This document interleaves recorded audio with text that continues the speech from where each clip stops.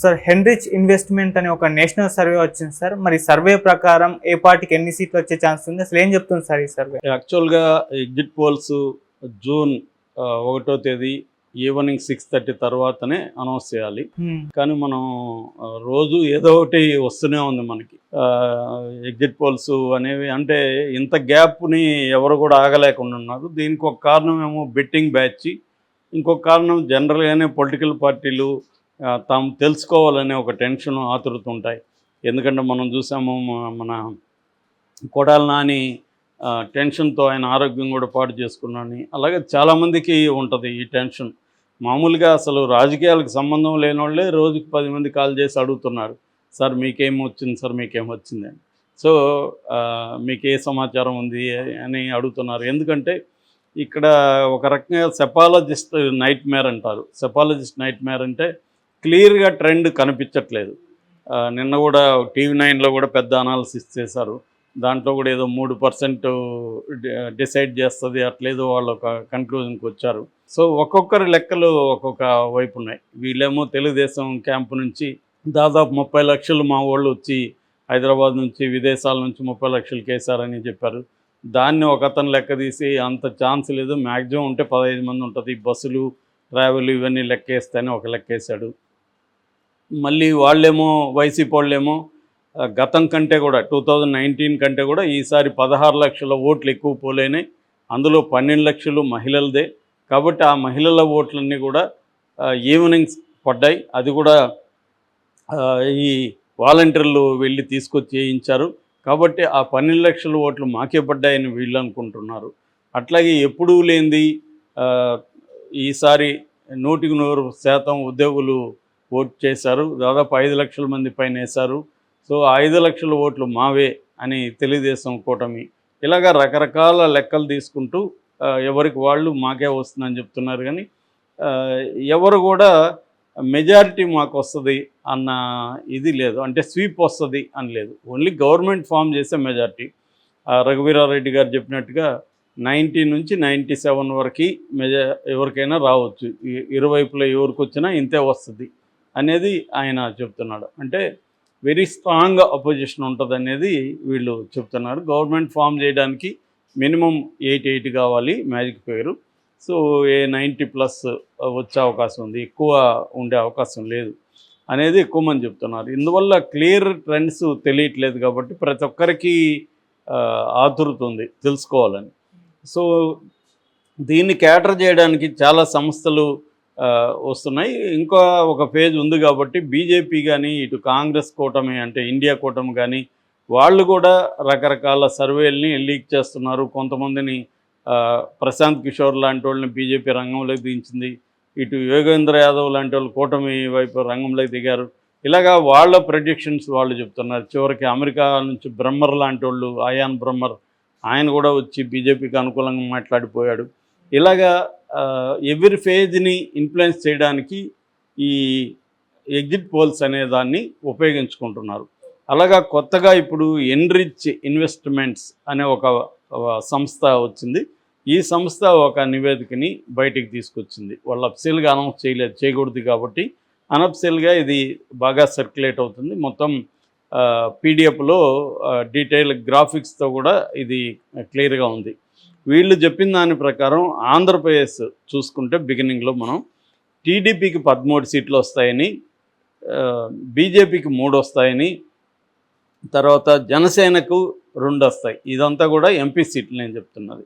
So TDP 17 పోటీ చేస్తే అందులో 13 టీడీపీ విన్ అవుతుంది. బీజేపీ 6 పోటీ చేస్తే 3 విన్ అవుతుంది. జనసేన 2 పోటీ చేస్తే 2 కూడా స్వీప్ చేస్తుంది. సో ఓవరాల్గా ఎన్డీఏకి 18 వస్తున్నాయి, వైసీపీకి 7 వస్తున్నాయి. ఇది వీళ్ళు చెప్పింది. అయితే వీళ్ళు చెప్పింది దాంట్లో ఏ స్థాయిలో నమ్మచ్చు అనేది మనం చూస్తే మొత్తం ఓవరాల్ ఇండియాలో పర్ఫార్మెన్స్ ఎవరిది బాగుందంటే బీజేపీకి 324 వస్తాయని చెప్తుంది. లాస్ట్ వచ్చింది 303. యాక్చువల్గా బీజేపీకి ఇబ్బందుల్లో ఉందనేది దాదాపు అన్ని సర్వేలు చెప్తున్నారు. ఈవెన్ ప్రశాంత్ కిషోర్ లాంటి వాళ్ళు కూడా బీజేపీని సపోర్ట్ చేస్తున్న ఇండైరెక్ట్గా, ఆయన డైరెక్ట్గా చెప్పట్లేదు కానీ ఆయన విషయం అర్థమైపోతుంది అందరికీ. బీజేపీకి ఇతను సపోర్ట్ చేస్తున్నాడు, ఇక్కడ తెలుగుదేశానికి చేస్తున్నాడు అనేది అందరికీ అర్థమైపోయింది. దాన్ని ఏం మనం కొత్తగా ఎస్టాబ్లిష్ చేయాల్సిన అవసరం లేదు. సో ప్రశాంత్ కిషోర్ కూడా ఏం చెప్తున్నాడంటే గతం కంటే తగ్గవు, కొద్దిగా ఎక్కువే రావచ్చు కానీ తగ్గవు అంటున్నాడు తప్ప ఇంత వస్తుందని ఆయన కూడా చెప్పలే. వీళ్ళేమో 324 ఏకంగా, ఎన్డీఏకి అయితే 380 వచ్చేస్తాయని చెప్తున్నారు. నిజానికి బీజేపీ ఏం చెప్తుందంటే మాకు 370 వాళ్ళ టార్గెట్, 70లో 324. నిజానికి యోగేంద్ర యాదవ్ లాంటి వాళ్ళు బీజేపీకి 240 నుంచి 250 వరకు వస్తాయి, మ్యాక్సిమం అంటే 270 తాకదు, 240 దగ్గర ఆగచ్చు అనేది వాళ్ళు చెప్తున్నారు. అంటే సొంతంగా బీజేపీ గవర్నమెంట్ ఫామ్ చేసే అవకాశం లేదు అనేది 272 మ్యాజిక్ ఫిగర్. ఇక్కడ 272 బీజేపీకి రాదనేది ఎక్కువ సర్వేలు చెప్తున్నారు. కానీ ఈ సర్వే ఏం చెప్తుంది, గతం కంటే కూడా అంటే ఈ 10 ఏళ్ల పరిపాలనలో యాంటీ ఇన్కంబెన్సీ ఏమీ లేదు అనేది ఈ సర్వే చెప్తుంది. 324 వస్తాయని, ఎన్డీఏకి అయితే 380 వస్తాయని. ఇక కాంగ్రెస్కు ఓన్లీ 64 వస్తాయని ఈ సర్వే చెప్పింది. ఇండియా కూటమికి ఓవరాల్గా 123. అది కాకుండా ఏ కూటమిలో లేని రాజకీయ పార్టీలు ఉన్నాయి, వాళ్ళకి 40 సీట్లు వస్తాయనేది ఈ సర్వే చెప్తుంది, ఎన్రిచ్ సర్వే. అయితే ఇది అందుకనే నాకు ఈ సర్వే మీద కొద్దిగా డౌట్ ఉంది, మరి ఇంత ఎక్స్ట్రీమ్గా ఉంటుందని. ఇదే కాకుండా కర్ణాటక చూస్తే ఇంకా విభత్సంగా చెప్పింది ఇది. నిజానికి కర్ణాటకలో బీజేపీకి ఎదురు దెబ్బలు చాలా తగులుతున్నాయి. మనం కుంభకోణం, అది సెక్స్ స్కాండల్ చూసాము, రేవన్నది. అక్కడ బీజేపీకి 23 వస్తాయని చెప్తుంది. అంటే 28 ఉన్నాయి మొత్తం అక్కడ, అందులో బీజేపీకి 23 వస్తాయని, జేడీఎస్కు 3 వస్తాయని. అంటే ఎన్డీఏ కూటమికి అక్కడ 26 వస్తాయని చెప్తుంది, కాంగ్రెస్కి ఓన్లీ 2 వస్తాయని చెప్తుంది. అంత దారుణంగా మొన్నటికి ఇప్పటికీ కాంగ్రెస్ పడిపోయిందా అక్కడ అనేది ఆశ్చర్యకరంగా ఉంది. బీజేపీ ఏం చేసిందని అంత ఇంప్రూవ్ అయింది అక్కడ అనేది కూడా విచిత్రంగా ఉంది. ఎందుకంటే అక్కడ యాక్చువల్గా బీజేపీకి ఇబ్బందులు ఎదుర్కొంటుంది కర్ణాటకలో.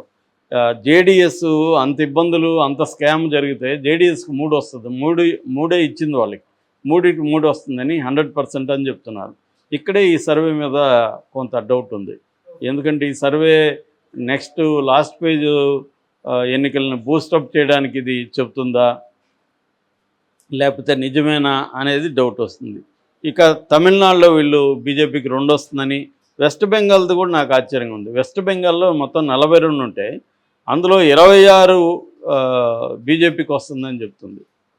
ఓన్లీ టీఎంసీకి, తృణమూల్ కాంగ్రెస్ 13. నిజానికి రెండింటి మధ్య పోటాపోటీ ఉంది, ఆల్మోస్ట్ ఈక్వల్గా రావచ్చు అనేది ఎక్కువ మంది చెప్తున్నారు.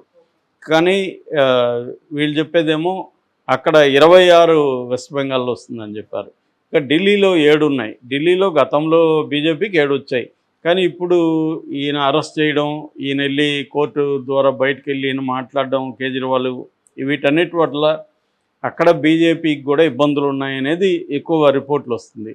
కానీ ఈ సర్వే 7కి 7 బీజేపీకే ఢిల్లీలో వస్తాయని చెప్తుంది.